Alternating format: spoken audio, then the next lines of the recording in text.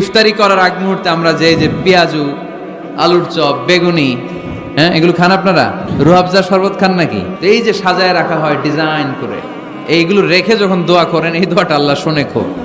আল্লাহ বলে, কিরে ফেরেশতারা, ঘটনা কি? এত খাবার কেন? আল্লাহ রোজা রাখছে। কি চায়? আল্লাহ ক্ষমা চায়। তো খায় না যে তৃষ্ণার, তো আল্লাহ আপনার ভয়। আমার দেখছে না, আল্লাহ আপনারা দেখে নাই। জান্নাত দেখে নাই, আমার জাহান্নাম দেখেছে আল্লাহ কিন্তু জানে। তারপরে ফেরেশতাদের মুখ থেকে বের করা হবে। সুবহানাল্লাহ পড়েন। আমার জাহান্নাম দেখেছি কিনা বলো। ফেরেশতারা বলে না, জাহান্নাম দেখে নাই। আমার জান্নাত দেখেছে কিনা বলো, জান্নাতও দেখে নাই। কিছুই দেখে নাই, আপনারেও দেখে নাই। আল্লাহ এবার খুশি হয়ে যাবে। আমার খুশির জন্য, আমার ভয়ে তৃষ্ণার্ত ক্ষুধার্ত সামনে খাবার হাত বাড়ালেই খেতে পারে, গ্লাসটা তুললেই পান করতে পারে, আমার ভয়ে খায় না।